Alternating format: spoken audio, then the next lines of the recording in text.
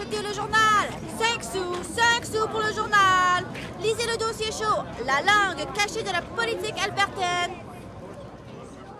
Dès le début du 20e siècle, les Franco-Albertains ont été présents sur la scène politique.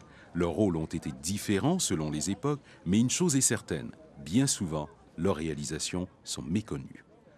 Heureusement, le directeur de l'Institut pour le patrimoine de l'Ouest canadien, Frank McMahon, veille à conserver les traces que ces politiciens francophones albertains ont laissées. À la une, Lucien Ménard, le plus important politicien francophone.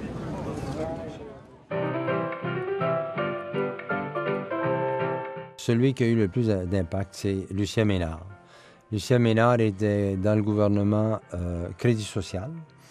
Et c'était une époque où les francophones étaient vraiment en perte de vitesse au niveau influence politique parce que le Crédit social était largement dirigé par des pasteurs protestants, fondamentalistes et très anticatholiques. Et à l'époque, les francophones étaient catholiques, évidemment. Alors, on avait une méfiance réelle à l'égard, dans la direction du parti à l'égard des francophones. Lucien Ménard était élu en 1935, quand le Crédit social est arrivé, et c'était le seul avocat. La plupart des députés étaient des enseignants. Le premier ministre est un directeur d'école, il ne connaissait pas du tout la loi provinciale. La première fois qu'ils se sont fait élire, ils ont reformé le gouvernement. Alors, Lucien Ménard, qui connaissait la loi, les politiques, les protocoles, etc., a eu une influence importante et a pu défendre les intérêts. C'est à ce moment-là, par exemple, qu'on a dû défendre les intérêts de Radio-Canada, mais surtout CHFA.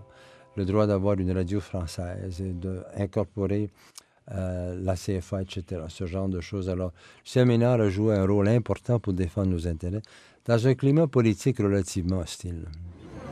Dernière nouvelle, le docteur Philippe Roy démissionne du Sénat et est nommé commissaire général à Paris. Le docteur Philippe Roy est très connu et surtout célèbre dans l'histoire de la francophonie albertaine parce qu'il a été d'abord ambassadeur à Paris, après avoir été nommé sénateur. Et ensuite, il était membre du cabinet du gouvernement canadien en même temps qu'il était représentant du Canada à l'ambassade de France. Alors, c'est quelqu'un qui était très puissant, probablement parmi les Franco-Albertains les plus puissants dans le gouvernement canadien. 5 sous pour le journal. Le député Harry Tremblay, réélu et au service de l'armée canadienne. Ce qu'il y a de particulier avec M. Tremblay, c'est qu'il était élu député pour le nord de l'Alberta à l'Assemblée législative provinciale, puis il a décidé de s'enrôler dans l'armée lors de la guerre 39-45. Il s'est porté volontaire pour défendre les intérêts du Canada, même s'il était député provincial. Alors, il a assuré ses responsabilités de député en même temps qu'il était dans l'armée. Alors, donc, c'est quelqu'un à ce niveau-là qui est assez particulier. C'était le premier député qui s'était présenté dans l'armée. Et ensuite, il sera nommé à l'ambassade canadienne à Paris, parce que c'était un fonctionnaire du gouvernement fédéral. Alors, quand il a cessé sa carrière politique, il est retourné le service public, puis il a été nommé à l'ambassade canadienne à Paris, qui faisait de lui quand même une éminence particulière dans notre province. Évidemment, des politiciens québécois, qu'on pense à Henri Bourassa au point de départ, Laurier, évidemment, lui-même, donc des gens très éminents qui étaient francophones dans le gouvernement, mais pas des franco-albertains. Élection, une première femme à l'Assemblée législative provinciale de l'Alberta.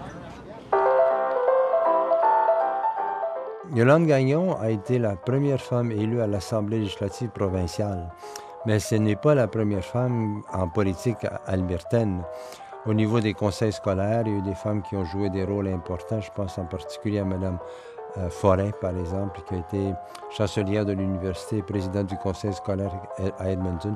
Plusieurs autres femmes, et ensuite surtout les religieuses, depuis le début de la fondation, qui étaient directrices des hôpitaux, des écoles, des orphelinats qui avaient des rapports importants avec le gouvernement. C'est un rôle également politique. Mais Yolande était la première à être élue comme députée provinciale dans le Parti libéral en 1989. Je pense que ce qui est très important, c'est d'être conscient qu'au début du siècle, les francophones étaient très importants en politique.